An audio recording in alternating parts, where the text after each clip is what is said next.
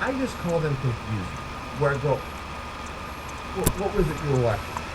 And not from a point of being condescending, and from a point of sincerity where I would like an answer.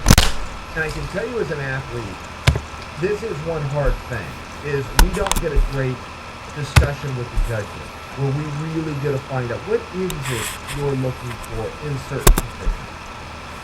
We believe that we know, and there seems to be some conformity, and as time goes on, you can look back at the precedent set, but we don't get this real clear narrative. And I bring that up to you because I would like to, what is it you saw? And I thought that should have been done in a public forum. As a licensed athlete with a commission, if we do something that is confusing, questionable, we are going to go sit before them in a public forum. There's going to be report of this. There could be members of the public. But that is going to be seen, the back and forth, if there's a disciplinary action or if there's an okay, we get it, go on your way action. It's going to be public. We are licensed by them. She, as a judge, is licensed by them. However, the judges and the officials to bring the referees in do not have to go through any kind of a public hearing. We as athletes pay them. Now it's our promoters, but it's 6%, and it all comes out of our pocket. They, as licensed officials, are paid. So there's a part where you're scratching your head here, going, "Wait a minute. Why is one licensed entity different than other licensed entity?" It would seem to me somebody in a power of authority is the person who needs to be the most accountable. That's what it would seem to me. So when she turned in the scorecards for Triple G Canelo, to quote Lampley, trying to think of his, Jim Lampley, he simply said, "That is fiction. That did not happen." Quote, end quote. He said what her score, how she judged it, and he said, "That is fiction. That did not happen." I was grateful that he did because it was fiction. That is not what happened. That is simply whatever she saw. And this wasn't the first time. It had happened multiple times. Somehow, as a boxing gal, she then got into MMA. That was confusing too. And that came because, why? Well, she's trusted. She's responsible. She's a woman of integrity, so you're not dealing with corruption. She's a woman with a history. And she's somebody that raised her hand and said, "I want to do it." Fair enough. I actually don't have any problem with any of that. That's kind of how it happened. And it is your spot to have as long as you can meet that criteria until you screw it up. But when you do, you now lose that spot, or you lose your ranking and you start down the ladder. That's how it works. Fine. Somehow she ends up in MMA, and there were some calls that were flat confusing. Where, to quote Jim Lampley, "That is fiction. That is not what happened." But continued to get reassigned. So then you come back to boxing. And just because she had a length of history longer in boxing, and would appear to know more about boxing again because her husband officiates boxing, that was a perception. That's not a reality. Turned out she was not any better or any more knowledgeable at what she was looking at in boxing than she was in MMA, and she was turning in cards that were fiction, things that did not happen. Okay, what do? Well, you just don't give an assignment. That's it. And again, you go back to the human element. And I watched how Executive Director Bob Bennett of Nevada was defending. And I could tell why. Oh, this is the human element. Bob knows her, and he knows she's a really nice gal. The human element for judging is a bizarre one. I'm trying to get my words together. But let's say, in some other field, this is the person's profession. This is their bread and meat, how they make their living. They spent their life doing it. They went through college. They got extra degrees. They interned at some firm. They built their way up, and they made one mistake. This is judging. They didn't go to any college for this. They didn't set their life aside to do this. It's a Saturday night. You get a good seat in a sport that you like. That's it. And judges can make believe, and commissions can make believe all they want, but that's all they're doing. There's no training. There's no process. There's no criteria. Now, if you're an ABC judge, that is a little bit different, but she's a Nevada judge. Same as any other judge. This actually is not a commentary on the process of judging. I'm just explaining to you how it works. Once you screw that seat up, you don't get it back. There's something more at play here that I think needs to be considered, and that is the Attorney General that oversees the commission in Nevada is the same Attorney General that oversees the Gaming Commission in Nevada, which keeps the lights on for the whole state. This looks and gives the appearance of being dirty. You are having people that are partying with their money, and all they're asking for is a straight contest, but we know they're coming from the most corrupt sport in the history of the world. A sport that is so corrupt that the government now has to oversee it and keep a hand in it. A sport that is so corrupt over the history of time that right here in 2018, the IOC is saying they're going to pull them, perhaps, from the Olympic Games, because their leadership turned out to be a heroin dealer.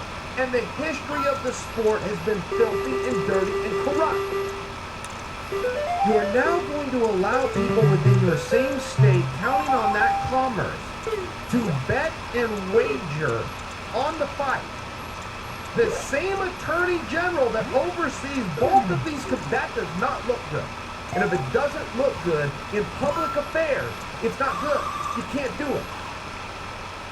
It is stunning to me that they would even run the risk. It's stunning to me that they would even allow somebody who boxed a fight so bad to go back and perhaps do it again. And I heard an argument made that, well, she went and did some smaller shows and she did a great job and she worked through it. First off, I can't back the validity of that. I would not contest that statement's true. It seems reasonable that she did some smaller shows. I don't know what they were. So if you're to say she did a great job on the smaller shows, I can't sign up on that. I don't know. They were smaller shows. They weren't aired on television. They didn't have any attention to them. If you put this in conjunction with the robbery that was getting put in place, getting prepared to happen to Conor McGregor against Floyd Mayweather, there is not a boxing mind on God's earth that doesn't say Conor won 2 rounds. Not one. This is a literal statement. You will not find one. I'm challenging you. Go to Google, go anywhere you want, go to YouTube. There's not a boxing mind that doesn't concede that Conor won 2 rounds. Most believe, and when I say I'm talking 90-some% believe he won 4. I thought he won 6. I'm not a judge. I'm not a great, but there was a lot of people that were right there with me that thought he had won 6. There's not a person alive that doesn't believe he won 2, that knows a damn thing about boxing, okay? 3 judges sitting ringside, most any one of them gave him was 1. They were getting ready to rob him. Now, it turned out Floyd figured things out. So anybody that bet and wagered got their money's worth. There was no major media attention on it. That commission should have stepped forward right then and said, my God, what is happening here? You guys have 1 round for Conor McGregor. The first round of that fight, there was 9 seconds left before Floyd Mayweather took either hand in the forward direction. He gave that round away. With 9 seconds left in the first round is the first time that Floyd Mayweather took an action. It wasn't much more than that in the second round, and it wasn't much more than that in the third, and you gave him 1. One judge gave him 0 rounds. So including the round where with 9 seconds left, and later Floyd Mayweather comes out himself and says, I carried him. That means I'm giving him rounds. What the hell do you think carried means? It means I'm giving away rounds. Well, those judges saw something different. That's dirty. But with that commission and most government agencies, if you don't bring it forward, if you don't have a PR, whoa, how did that? If this isn't headlines, that's a bug. Oh no! You don't. Sadly, in a private business, you would. In a private business, people will learn from their successes and their failures. They're going to learn and get better. But out there, they don't do that. Now we've got a blatant foul.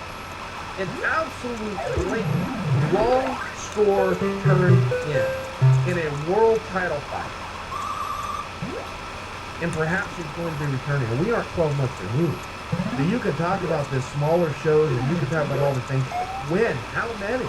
For a year, fighters got to sit 2 to 4 if they do something bad. And when you're dealing with the same office, essentially, right, different commission, but all met by the Attorney General's office that oversees gaming in your state, that has stayed alive and survived in the desert because of gaming. I'm very Stay alive in the desert. At the play here, I want to understand. Do you just have a guy in Bob Bennett that wants to back his employee? Because that's dude. Why didn't I jump? Hey, you're my gal. You've been with me, and I'm going to carry you. That's a cool thing. If he can't do it, I'd respect it, but I mean that doesn't change that you can't do it because of that. People are partying with their money. Athletes have their careers and everything on the line. It needs to be called straight. Your sport's the dirtiest thing in the history of the world, which is why the government oversees it. Not an insult, just a reality, right? So bad it's about to get pulled out of the Olympic Games. This has to be called straight. It's got to be called fair. In any other walk of life, Jake, I'll make this final point. In any other walk of life, the accountability, once you have knowledge as a boss and a leader, now falls to you, okay? Not the same thing. I'm going to just use this example for a metaphor I'm thinking of on the spot. But let's say a doctor, he performs open heart surgery, leaves 3 patients dead on the table because he accidentally stuck the scalpel in their head instead of their...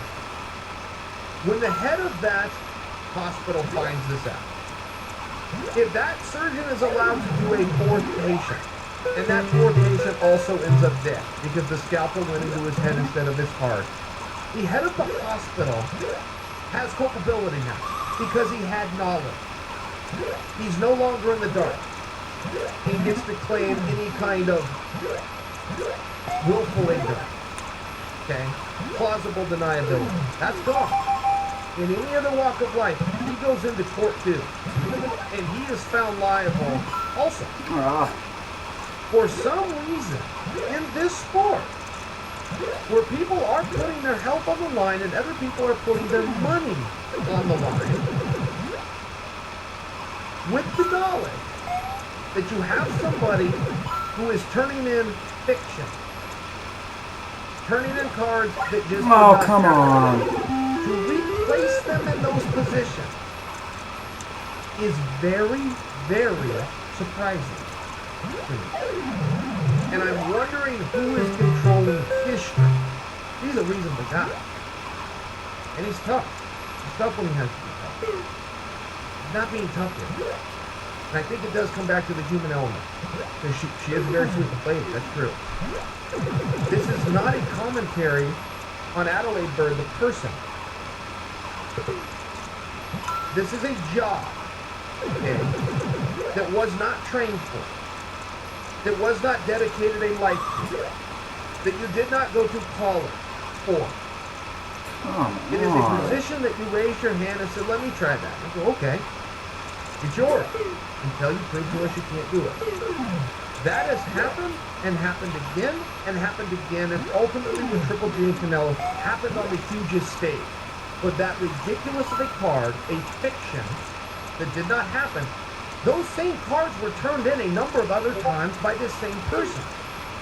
So we aren't talking about the person, but you do have to take the integrity of all of the other judges and officials into account. Because this is now a representation on them all. Here's my piece.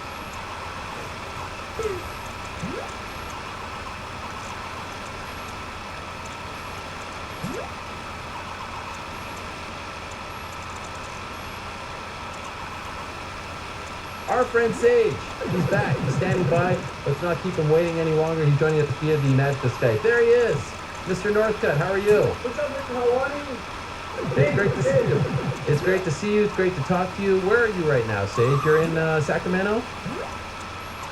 Yes, sir. In Sacramento. So, wow, you are really adjusting well to life over there in Northern California. You look phenomenal in your last fight. I believe that was your best performance, your most, well-rounded performance in the UFC, the one back in Alpha Male guys in your corner. Do you agree with that? Yes, sir, I agree. And I think from this point forward, they'll keep getting better and better too. Why do you think you've sort of adapted so well to the team there? Why have you looked so good over there with those guys? You know what? Mr. Favor, if you've ever been to his gym, Mr. Favor puts time in with me every single day that goes by, pretty much. And then he's so hands-on. So every single day he's out there helping the team out. And we're kind of like a family. So one person gets better, and the other person gets better. So every day that goes by, we're always improving. Is Uriah Faber going to be in your corner for this fight as well? Yes, sir, he will be. Wow. Looking forward to it. So, what a team you guys are. I mean, you are two of the most positive human beings that I've ever met. Together, no one can stop us. I feel like you guys should be running for office. You're so positive. Just always smiling, so happy-go-lucky. It's a beautiful thing seeing you two together. Yeah, I like that. Thanks. Who else will be in your corner? Will the rest of the team Alpha Male coaches be in your corner as well? You know what? I have Mr. Faber in my corner. I have my dad as one of my coaches always. Yep. And then I also have my boxing coach that I've had come up from Texas, been Oh. training with me for like a little bit over a month now. His name's Alex. So Okay. he'll be in my corner too. Was this a card that you wanted to be on because it's close to home in Austin, Texas? You know what? Absolutely. It's kind of like, it's only a few hours away from home, so I've been messaging all my friends, and they're like, man, we'll come out and watch you. So it pumps me up. I'm super excited.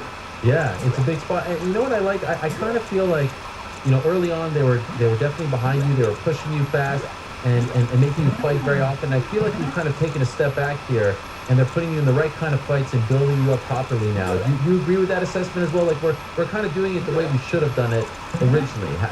Are you on the same page as me? Thank you. I appreciate that. Yes, sir. You know what? I think the biggest thing is before, I know I had multiple fights in a short period of time, but I guess the part I made a mistake was I was in school at the same time, and I wasn't training at an actual camp. So now that school's out of the way, I withdrew from school, I'm able to train at an actual camp, Team Alpha Male. Oh, come I'm on. getting so better and so much faster too that every single day that goes by, pretty much I'm improving. And I have so much potential. I'm so young that even years down the line, I'm still getting better and better. So it's Right. great. Was that a tough decision for you to withdraw from school? You know what? I thought about it for a little bit, and you can always go back to school. So it was pretty tough because A&M is the #1 school in the nation, I believe, petroleum engineering. So that was kind of tough to decide with. But you know what? You only get one chance to go to fight for the UFC right now. That's So I'm right. gonna take advantage of that and try to make myself the best, become the UFC champion. All right. And you are planning at some point, do you think you'll ever go back to school and pursue that career? I can see that in the future, maybe for fun, and that's always definitely an option for sure.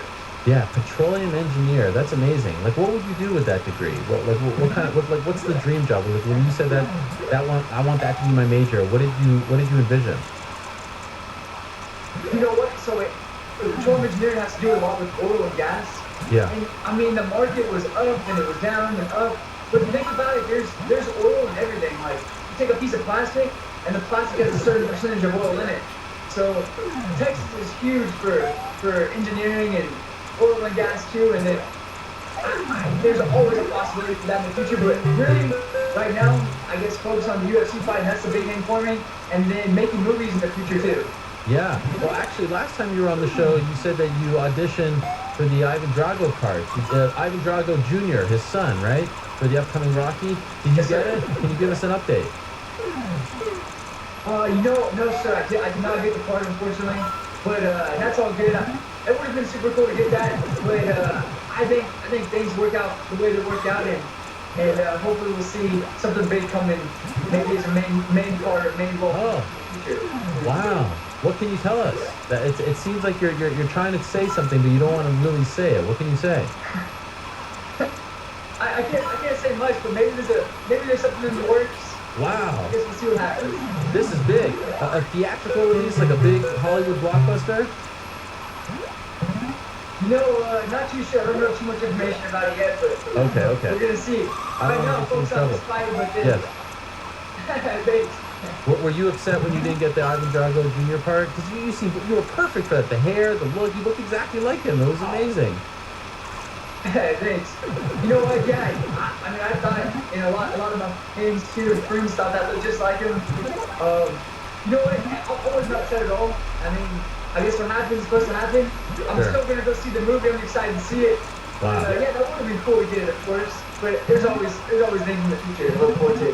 What a nice guy you are. You're still going to support the movie even though they turned you down. That's amazing. I would not go. I would tell my friends not to go just to spite them. That's the kind of guy I am, though. That's funny. The one problem I had with that, though, you're too nice. Like, you can't play a bad guy, right? Like, were you worried about that? Were you conflicted? Like, you had that in you? Oh, you kidding me? No, I definitely could. Oh, come on. They're fighting me. I'm not like, Sure. not like, I guess like Stone Cold Killer or something, but it is acting, so Yeah. I mean you can play a part in. When I get out there, I am No. serious when I go out there and fight. Even though I'm having fun, I might smile occasionally. Right. But if you're acting and it's not really like real life, I guess Ah. if you have some coaching, you can do whatever you like. That's true. That's a good point. I saw a picture of you. We actually showed it on the show last week. You were on like some big truck, shirtless, some huge monster truck. You posted this. What was that all about? Oh yeah, I was just kind of messing around. I was making a phone call. That was fun. Yeah. You look like a baller. You look like a player. Ah, that's funny. Thanks. Whose car is that? Is that your car? Yes, sir. It's a Ford Raptor. I just got it pretty recently, actually. Wow. Is it one of those with the big wheels, like the massive wheels, the pickup trucks? No, it's kind of big. It's more like an off-roading vehicle, so like What I take it the? off-roading, jump in, and Wow. I've been doing. I got stuck up in. I was in Lake Tahoe like last week actually with my sister, and we got stuck up in the mountains for about 45 minutes in the snow, and then we busted out of the snow, so it was Damn. pretty fun. You guys were off-roading and you got stuck. We were. I was like, I told my sister, I was like, hey Colby, I was like, get my phone and video this. So I started doing all these donuts in the snow, and then like I drifted like off this like course. The Shit. snow was literally up to my knees, and like my tires just was spinning and got stuck. Oh my. Were you nervous? A little bit. You know what I was nervous about? I was getting hungry. So I was like, oh, if I'm out here for like 2 more hours, I'm gonna be starving. So how did you get That's what I out? was nervous about. Oh, I actually kind of lucked out. I had a saw in my car, so I had to go saw down some like tree bark and some little tree branches, unfortunately, and stick them like the tires and use those as like grip. So like I try to get some grip going forward and then put the tree branches underneath it and then get back, pull it back, and then finally got out. But Wow. That's I'm unbelievable. looking forward to like, yeah, I'm looking forward to doing some fun stuff with it later. I'll probably post some videos after my fight of me jumping it or something. Oh no, please don't do that. That makes me nervous. I mean, I would be freaking out. How did you learn to like? How did you come up with doing all that with the branches? I would have no idea what to do. Oh, you know what? I have no idea. We were just kind of like brainstorming. I was like, well, I could use my tennis shoe. I was like, I can use my tennis shoe, but I was like, well, if my tennis shoe gets stuck underneath the wheel, like, how am I gonna get out? So Oh I was my. like, man, maybe I can use like a tree branch or something, because that's all there was out there, like rocks and tree branches. But the rocks were like submerged in the snow and like covered with ice, so you couldn't use that. So tree branches it was. How long, like from the moment that you got stuck to getting out, how long were you out there for? So like when I got stuck, I was stuck for about 45 minutes. Funny thing was, I got out and then I was like, here, this time I'm not gonna get stuck. I gave my sister my phone, the video. I started doing like a drifting donut again, and then I got stuck again. Oh my god. So, but then I got out really quick. That was like 5 minutes. Man. All for the It was fun. Instagram. Did you get any kind of video here? Did you post it? No, I didn't post it, but no, it was fun though. Okay. By the way, how is your sister doing? She had her fight in June. Is she planning on coming back? Yeah, you know what? Yes, sir. She's doing good. She really did train for her fight that she had, fortunately. So she had lots of going on. She just finished doing school and stuff. So I can definitely see her come back. I don't know if it's gonna be kickboxing or if it's boxing or if it's MMA. I'm not sure, but I guess when she figures it out, I'll probably post about it. She will definitely. Okay. And she'll be definitely training super hard, wherever it's at, Team Alpha Male or if it's in Los Angeles or Sure. wherever it is. I know she'll train hard. And you're all over the place. I see you on these Metro PCS commercials with Demetrius Johnson. Did you enjoy doing that? Oh, are you kidding me? That was fun. Hey, Demetrius Johnson is so strong. For the commercial, like, I like faked a shot on him, and then we had to shoot it on each other, and he had to pick me up and slam me off the ground. Man, he had some strength, because he picked me up like Yeah. and just put me down, and I was like, wow. Wow. That was I cool. thought maybe that was like, you know, the magic of editing. He actually legit picked you up. 125-pound Demetrius Johnson. He did. He's so fast, too. Wow. How many takes did that whole thing, that whole commercial, how many takes did you guys do? You know what? That one part, I think we probably did like 10 takes. Wow. So it was fun, like, just like different variations. Like, one time, he picked me up, like, showing like the force of like doing sports, like how much it takes, like, to slam safe in the ground at like 170 pounds. Yeah. And then like me faking out him a shot, or me like messing with him, saying something back. Like, we did different things, so it was definitely fun. Have you filmed any other commercials with Metro PCS or anyone else that are coming out? Oh, you know, I filmed one, I think it just came out. I filmed one for the UFC store. So like the hero for UFC. Yeah. That was cool. That came out like, I think a few months ago. Me, Cynthia, and then Francis Nagano. Yeah. You guys were all together filming that? That was fun. Yes, sir. We actually filmed at the UFC headquarters. Right. UFC PI. Yep. You ever pinch yourself sometimes, Sage? Like, look at me. How old are you now? 22, 23? Oh, close. 21. 21. It's unbelievable. Like, look at me. I'm 21. I'm living my dream as a fighter. I'm auditioning for big-time movies. I mean, commercials. Like, you ever picture yourself? How lucky am I? What a life I had. 21. When I was 21, I was just like some schmuck kid in college. Thank you. You know what? Definitely. Like some people say it's luck. I think I'm blessed for sure to be at the point where I'm at, and then have so many opportunities too. So you think about it. I mean, for me, it's a huge deal because I'd be in school right now trying to get my degree as an engineer, but now I'm getting to have fun fighting for the UFC, which is a huge privilege, especially being so young. And then I'm getting to have fun training Team Alpha Male with Uriah Faber and the whole team. Getting to go do auditions and commercials and movies in the future. It's so much fun. Yeah. Definitely a blessing and honor. Is it hard to relate to your friends who are still in school because you're out like doing all these cool things and they're like studying for tests and stuff like that? Oh, you know what? Sometimes I kind of miss school. Like I mean, studying. It doesn't sound kind of funny. Like, hey, like studying for the test. You wouldn't think it's fun, but I kind of miss doing like engineering sometimes because it was fun, even though it was a lot of work and it wasn't. Sometimes it wasn't fun. Sometimes it was, but I don't think it's that hard to relate because I guess my friends that I've known, they're happy for like what I'm doing, and we kind of get to share it together. So like in the future, they're going to my UFC fights to support, and I'm pumping them up for their test, and it's pretty cool actually. So how many people in attendance on February 18th? You know what? I'm not sure actually. I know it's a few hours from my home, so I'm expecting to have a blast out there. I believe there's a lot of fans out there watching and tuning in for sure. If they can't actually make it to the fight because they're out of town doing something, then I know they'll be tuning in for sure. So I think it's gonna be awesome. Since your last fight in November, what is there a part of your game that you felt, okay, in this training camp I want to work on, I want to be better at this, and if so, could you tell us what it is? I mean, like I said, that was your most well-rounded performance in my opinion, but was there something that you really focused on for this training camp? Thanks. You know, I'm always focusing on making every part of my game better. So, which is great because there's such a variety of training partners, Team Alpha Male. Everybody's like the best wrestlers. Olympians are there.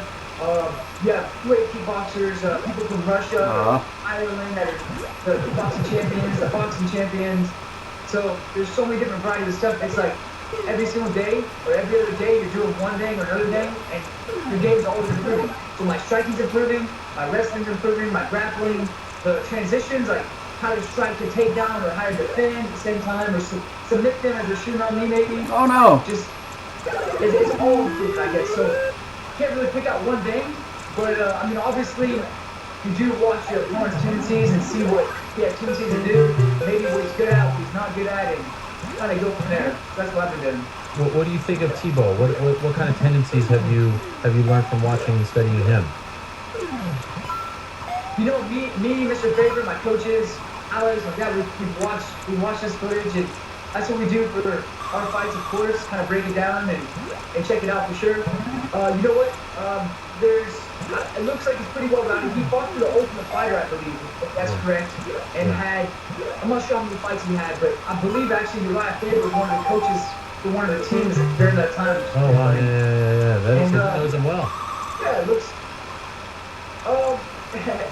I don't know if he doesn't well from the Ultimate Fighter, but you must watch him tape. Yes, sir. Sure. So, What a great resource to have him in your corner. You two are great. Do you guys hang out like outside of the gym as well? we do actually. Like the other day, something funny was the other day I walked out to my truck, and I'm walking outside, and I hear, "Hey Sage!" I'm looking around like the whole street's empty. I'm like, "Who's calling my name?" I was like, maybe I'm hearing stuff. So I go to open my door, I hear, "Yo, Sage!" And I'm looking around like, "Who is that?" I start looking up, and like it's coming from like the sky or something. I see Uriah Faber on his roof next to his solar panel. Oh, wow, that was I'm fast. like, "Wait, Mr. Faber?" He's like, "Come here." God. Bullshit. Got some sun up on the roof. It was pretty cool. Wow, just you two hanging out on his roof, getting sun? Just hanging out, yes sir. Wow, amazing. To be able to pick his brain, a legend like that, at this stage of your career, what a privilege for you, right? Yes sir, definitely. He's so smart. He has so much knowledge. It's amazing. Sage, I wish I could clone you. I wish I could put 500 Sages in this world. We need more people like you in this world. Keep doing your thing, my man. Congratulations on the win back in November. What a great performance. Everything about it was just phenomenal. And I'm very much looking forward to your return in your home state in less than 2 weeks. Thanks for doing this, Sage. Great to talk to you, and we'll talk to you soon. Absolutely. Thank you, Mr. Owani. I appreciate it. Thanks for All the having me best to you. Absolutely. Anytime. There he is, the one and only Sage Northcutt stopping by. Great to hear from him. Alex is on his way to Perth in just a matter of moments. He lives and resides in Sydney, but he's kind enough to be joining us via the magic of Skype. It is 6:53 a.m., I do believe, on Tuesday morning over there. Is that not true? Is it 6:53 right now, Alex, for you? Yeah, it is, yeah, mate. Oh, shit. I'm up early, mate. I've got kids. I'm always up early. Got my clock ready. We're sweet. You are a beast. And what time is your flight? Flights out. I'm going to leave around 8 o'clock. You are a beast. In an hour or so. I'm going to head off to the airport, but my air flight's at 10 o'clock, I think. Okay, well, I flight at 10:55, I think. All right. Okay, so you got some time. I appreciate you squeezing us in. I know it's always hectic before you fly out. So thank you very much for doing this, especially early. So some news this morning. TSN in Canada reported a story. They spoke to Jeremy Kennedy, and he was very upset about the weigh-in procedures in Australia, saying that there isn't going to be the early weigh-ins, no IV, of course, so he doesn't get enough time to rehydrate it. I'm wondering, I know you just woke up, but I'm wondering if you read his comments, and if so or if not, how do you feel about the way they're doing it for this Perth card? No early weigh-ins, just one weigh-in, and it's 24 hours before the card. I haven't seen what he wrote, but yeah, it is a bit funny fighting. We'll be fighting early in the morning, like 9:30 in the morning, so we don't even get the 24 hours. But you know, it's a good thing for me. You know, I make weight pretty easy. I'm one of the smaller guys in the division. So if he's going to struggle, then you know that's sort of on him. But you know, it is a bit tough. You know, obviously we all like to get in a few meals before we fight. Yeah. You know, I guess I'll make some Australia, Sydney and Perth make it difficult. I swear they do. Yeah, why? Did they give a reason as to why they're doing it differently over there? I have no idea. All I know is just there's always issues. Always issues with that. I really don't know what it is, but there's always something going on. You are of Australian descent, but would you prefer not to fight in Australia? Because come on. No. I'm not fighting there. Just sometimes just little difficulties like that. Something that can be easily handled by an earlier weigh-in. Oh, shit. We needed it this time, and it's just, you know, they by the book, I guess, I don't know, but I love fighting in Australia. It's got nothing doable, but again, I'll make weight easy, so... Sure. What do you walk around at? I walk around reasonably heavy, around 75 or something. I'll fight around 74, 75 kilograms, I reckon, but I just make weight easy. I get down easy, and I load up pretty easy. I wonder if one of the reasons why they don't want to do the quote-unquote early weigh-ins because you guys are fighting early in the morning. So like the earlier weigh-ins would have to be at a weird time if we're going to go with the amount of time that the fighters here in the United States get. How do you feel about, like you say, 9:30 or so a.m.? That's to accommodate the North American television audience. How do you feel about fighting that early? I don't mind. I train at that time every day, so I'm all right with it. I'm easy. I'll fight at 3 o'clock in the morning if I have to. I'll make it work. You know what I mean? It's a part of the job. I understand how it works, and I want to put on the show for the Americans anyway. So be it. You are a model employee. That's what they would call you. No, mate. Yeah, Oh, as one of the good guys. One of the good guys. He's not Yes. an employee. You are on this mission to rid the UFC of the quote-unquote bad guys. Who are these bad guys that you're talking about? Why do you have an issue with them? It's just, everyone's doing the whole talking shit type of thing, and I know it just bores me now. I think, like, I know I get it, it's entertaining. Some of the guys are really good at it, but everyone's trying to do it now. I literally cringe every time I see someone trying to, crash talk, and some people just don't have it and they just try, and I just find it funny. And I've always been, a respectful type of guy, and no one's really playing the good guy. I know there's a lot of good guys out there, but you just want to play the bad guy here. I'm ready to play the superhero, and I'll take these bad guys out. It's funny you say that. We've got Jeremy. I don't want to offend anyone with saying this, but I know Canadians are meant to be nice from what I gather. And he's playing, and he's hashtagging bad guy and all this. He's got his little innocent smile and stuff like that. And I just like, I'm like, come on, man, you ain't no bad guy. But if he wants to play the bad guy, I'll be happy to put one.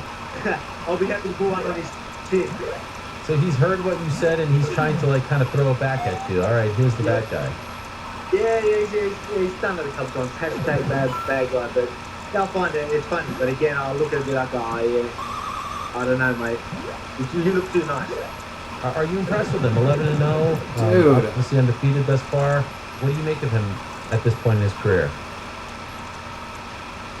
Well, he's good. He's a grinder. They're always tough fights. I think as myself as a grinder, so I know I can mentally break people, and that's what he likes to do. But that's why I'm a bad matchup for him. So I think that's his only sort of option. I wouldn't say that's all he's got, but I know he likes to cling on once he hangs on, drag you down, hold you down, and just try and wear you down. But mate, he's going to have a hard time getting me down, and if he does, I'm going to get back up. And then, I'm known to have pretty heavy hands, so then you've got to worry about a lot more tools than just the fact of having a good gas tank and trying to hold someone down. Now, I don't mean that any disrespect, but I just believe I've got way too many tools. And this is the second time that you were supposed to fight him. Prior to your last fight, you actually had 3 opponent changes. That's crazy. Yeah. This time, no opponent changes. So this has to feel like a walk in the park, this training camp for you. Yeah, definitely. Well, I've had like 1.5 camps for him. Yeah. And I've had a good camp this camp. People, I know it happens, injuries happen, and I understand that. I remember, obviously, after my last fight, I was I wouldn't say I was upset, but I almost missed out on fighting, and I needed to fight. I had 2 bulging discs last fight. 2 bulging discs. I had a broken fragment all on my sciatic nerve. So I had about 10-12 weeks of, it was pretty serious. So it was looking like surgery and everything for about 10-12 weeks. And until about, 6 weeks to go, I was able to start training. So I only had like a 6-week camp, but let's remember, the 12 weeks before, I'd done next to nothing. So I was in pretty bad nick, and he ended up getting injured from herniated disc in his neck. And I totally understand, but I was in a position where I needed to fight. I've got a family to look after, and, I needed to fight. So that's how I looked at it. And then I had that opponent change, and then I had Humberto. He ended up pulling out from a broken wrist, I got told. But then I ended up fighting Shane Young. I got the win, and then the next day I've got both of them calling me out, wanting to fight me again. Same as Humberto, pulls out 10 days before, but from a broken wrist, so I'm told, and tells me I'm 100% recovered. Let's fight in January or something like this. I'm like, whoa, what's going on here, mate? Didn't you have a broken wrist?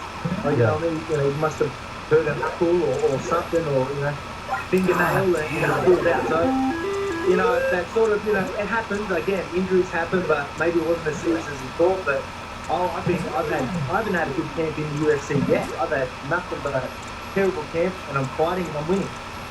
So the bulging disc, you didn't go under the knife, right? You didn't have them surgically repaired. No, it was Good looking like grief. that. I had a surgery, like, I had a specialist telling me that it's a good chance you're going to need to cut it out, especially with the broken crate. But it all just come back in by itself. I got lucky. So Wow. I was trying to train, in that 12-week period, I was trying to train here and there, and I just kept re-injuring it. And that's when we got the MRI and we seen that it was a bit more serious than we thought. The one was a lot more, it was out a lot more than we thought, and we thought that was going to need to be shaved and off. But, and obviously that broken fragment was going to get taken out, but I got lucky and it sucked back in, and I'm sweet now. It doesn't give me grief at all, so I'm laughing. But that really did leave me in good hands. And the fight before that with the Judo Rota, the last 2 weeks Man, it just sucks to get before that screwed fight over like was a that. nightmare, because I went to the UFC retreat. Almost got the And this top was 2 score. weeks, 2.5 weeks before my fight. It is my I was in personal Vegas, and best, I was though. in Thailand, travelled to Vegas for 4 days, travelled back home, and it just rocked me. My immune system was shot. And I ended up getting I got everything. I got the flu the first 2 weeks out, so I didn't get to train that whole week. And then that last week, fight week,